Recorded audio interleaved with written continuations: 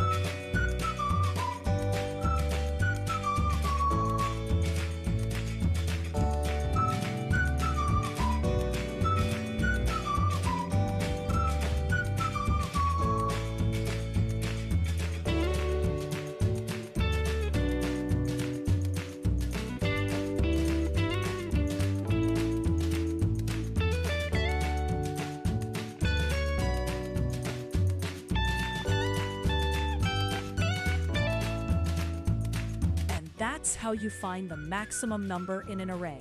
Simple and efficient.